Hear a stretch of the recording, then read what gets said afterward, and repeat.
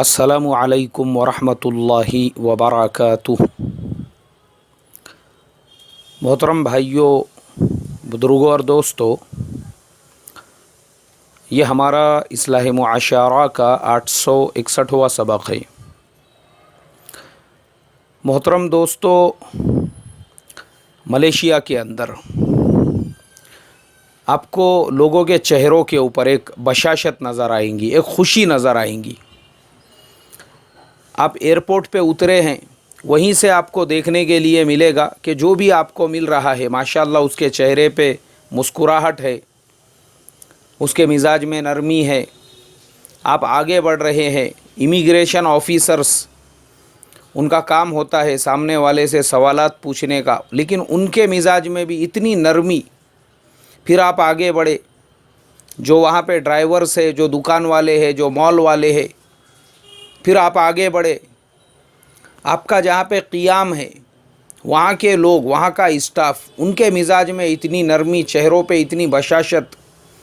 फिर आप कहीं जा रहे हैं, आप देखेंगे बस स्टैंड के ऊपर, रेलवे प्लेटफॉर्म के ऊपर जितने लोग बैठे हुए हैं उनके चेहरों पे आपको एक ऐसी खुशी नज़र आएगी, एक ऐसी बशाशत नज़र आएगी जिसे देखकर आपको अपने अंदर से भी खुशी और बशाशत महसूस होने लगेंगी कि भाई यहाँ पे कोई आदमी रंजीदा, गमगीन, परेशान हाल क्यों नहीं है। मतलब ये इतने खुश क्यों है, इनके चेहरों पे इतनी खुशी कैसी है। आप ट्रेन का टिकट लेना है, आपको समझ में नहीं आ रहा है, चूँकि वहाँ पे बड़े बड़े स्क्रीन लगे हुए हैं, वो हाथ से टिकट देने का कोई सिस्टम नहीं है। हालांकि वहाँ पे लोग बैठे हुए होते हैं। आप गए वहाँ पर, उन्होंने देखे कि भाई आप अजनबी है, वो इतने प्यार से, इतने पोलाइटली, अरे भाई ये मेरी 10 रुपये की नोट है, वो आपकी मशीन एक्सेप्ट नहीं कर रही है। हाँ, वो नहीं करेंगी, इसलिए कि वहाँ पर सिर्फ 1 रुपया या 5 रुपये की नोट ही वो एक्सेप्ट करती है, उसको उतना ही अलाउ है।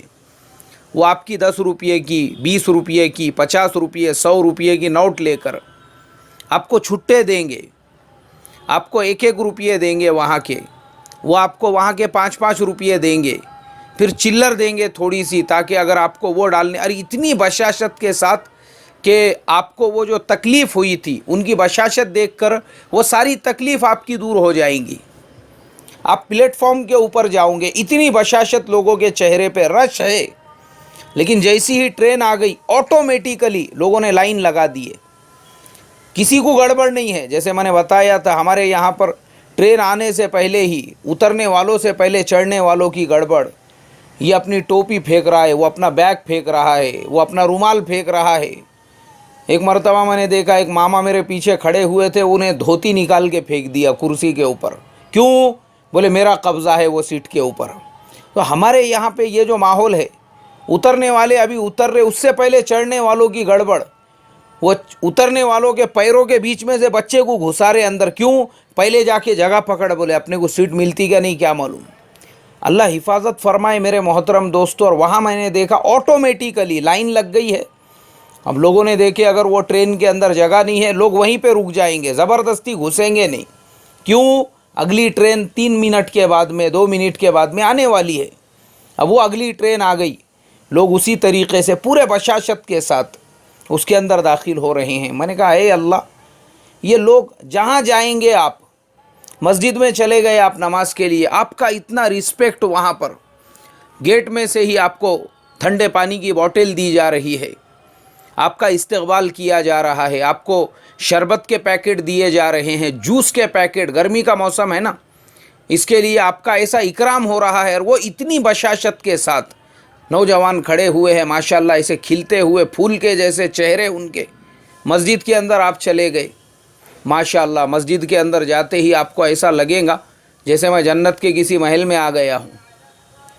लोग एकदम इत्मीनान के साथ, कोई कुरान पाक पढ़ रहा है, कोई तस्बीह पढ़ रहा है, कोई चिल्ला पुकार नहीं, कोई किसी को आवाज़ नहीं दे रहा है, कोई हमारे यहाँ की तरह से जो है आके कोई पंखे के बटन चालू कर रहा, कोई बंद कर रहा, कोई आ रहा खिड़की खोल रहा, कोई आ रहा खिड़की बंद कर रहा।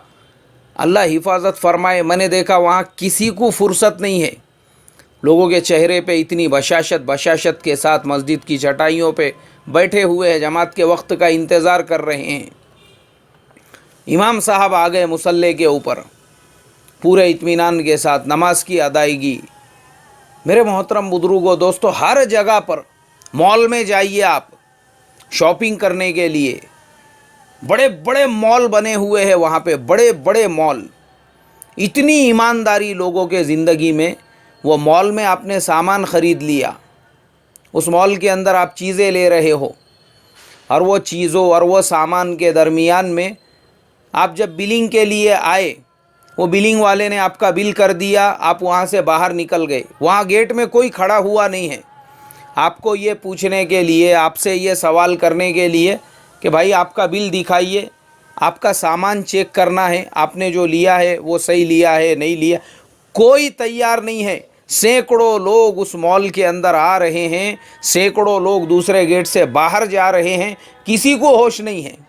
वो आपके ईमानदारी पर डिपेंड करता है, आप बिलिंग करते हैं या नहीं करते हैं, वो आप मुकल्लफ है। क़यामत में आपसे हिसाब होगा, आपने उस मॉल में से क्या ख़रीदा, और बग़ैर बिल करके आप जा रहे हो या बिल करके जा रहे हो। उन लोगों का ईमान, उन लोगों का यकीन अल्लाह की ज़ात के ऊपर, एतमाद उनको अल्लाह के ऊपर है कि अल्लाह तबारक व ताला की ज़ात तो देख रही है। अगर हमारे कैमरे नहीं देख रहे हैं, कोई अपने आप को होशियार अक्लमंद समझ के अगर जाने भी वाला है, उसको तो अल्लाह देखने वाले हैं। लेकिन आपसे कोई पूछेगा नहीं, गेट पे कोई सवाल नहीं कर रहा है, कोई किसी को पूछ नहीं रहा। इतनी बशाशत, इतनी अमानतदारी लोगों के ज़िंदगी के अंदर। और मैंने देखा माशाअल्लाह लोगों का मिजाज भी, 1 रुपये की भी चीज़ लेंगे तो ऐसी रत्ती बराबर भी किसी की हिम्मत नहीं है वो बग़ैर बिलिंग करा के अपने गेट से बाहर निकल जाए। बड़ी बड़ी लाइनें लगी हुई है बिलिंग वालों के सामने, बच्चे हैं छोटे छोटे, उसके बावजूद लाइनें लगी हुई है। क्या मेरे मोहतरम बुजुर्गों दोस्तों, वो मुल्क कैसा होगा, लोग कैसे होंगे, सिस्टम, वहाँ का निज़ाम। मेरे मोहतरम बुजुर्गों दोस्तों, रेस्टोरेंट के अंदर आप चले जाइए, वहाँ पे बुफे सिस्टम है हर रेस्टोरेंट के अंदर, चाहे छोटा हो बड़ा हो। वो खाने के टेबल के ऊपर आप अपने हाथ से लेकर आइए, और खाने का सिस्टम भी ऐसा है, वहाँ पे रेट अलग अलग है। आपने फ़िश लिए, फ़िश कड़ी लिए, उसका रेट अलग है। फ़िश फ्राई वहाँ पे एक बड़ी प्लेट के अंदर रखी हुई है, वो आपको अपने हाथ से लेना है। उसके बाद में उसी के बाजू में चिकन का कौरमा रखा हुआ है, उसी के बाजू में दूसरे हलाल जानवरों का गोश्त और उनका खाना रखा हुआ है, उसी के बाजू में भाजी तरकारी भी रखी हुई है। जो आपको लेना है वो आपने आपके हाथ से लेना चाहिए, आप अपने हाथ से लीजिए। आपको रोटी चाहिए, चपाती चाहिए, पराठा चाहिए, तंदूरी रोटी चाहिए, उसका आपको ऑर्डर देना पड़ेगा, तो गरम गरम वो आपको लाकर देंगे, या फिर आप खड़े हुए हैं वहीं बनाकर आपके हाथ में प्लेट में दे देंगे। आप अपने हाथ से आपको जो पसंद आया आपने लिए, आप आगे खाने के टेबल पर। अब खाने के टेबल के ऊपर फ्रूट रखे हुए हैं, एक टोकरी के अंदर जो है एप्पल रखे हुए हैं, एक टोकरी में बनानाज रखे हुए हैं, एक टोकरी के अंदर दूसरा और कोई फल रखा हुआ है। ऐसे वहाँ पे स्वीट्स रखे हुए हैं, और वो सारे जो है आपके टेबल के ऊपर है। अब आप खाना खा रहे हैं, आपके दिल ने कहा कि भाई मैं एक आधा एप्पल भी खाऊं खाने के साथ में। आप एप्पल खा रहे हो, आप जो है बनाना खा रहे हो, आप कोई और मिठाई खा रहे हो, कोई और स्वीट खा रहे हो। आपने क्या खाया वो सिर्फ आप जानते हैं, और आपका अल्लाह जानता है, वहाँ आपसे कोई नहीं पूछेगा। वो आपने खा लिए पी लिए, उसके अलावा लोग वहाँ पे हर आदमी का एक मामूल ये है कि वो लंच हो या डिनर हो, कोई भी खाना हो, उसके साथ में वो लोग कोई ना कोई जूस है, कोई ना कोई कोल्ड ड्रिंक है, वो कंपलसरी है। वो आपसे यही सवाल पूछेंगे, भाई आप क्या, मैंने यहाँ तक देखा हूँ लोग चाय भी पीते हैं वहाँ पे। अच्छा, चाय की भी 2 क्वालिटीज़ है वहाँ पे। एक तो वो चाय है जो हमारी इंडियन चाय होती है, हम लोग गर्म चाय पीते हैं। दूसरे वहाँ पर हमारी वही गर्म चाय, उसके अंदर बर्फ़ डाला हुआ होता है, बर्फ़ के बड़े बड़े टुकड़े डाले हुए होते हैं। लोग वो ठंडी चाय भी पीते हैं। अब चलो अपना अपना मिजाज होता है, किसी को कोल्ड कॉफ़ी पसंद है, किसी को हॉट कॉफ़ी पसंद है, कोई कोल्ड टी पीता है, कोई जो है हॉट टी पीता है। वो वहाँ के लोगों का अपना मिजाज है। लेकिन लोग दिल खोल के जिसको जो खाना है वो खाने से फारिग हुए, और वो फारिग होने के बाद अब आप बिलिंग टेबल के ऊपर गए, उसने अपने हाथ में कलम लिया और एक पर्ची।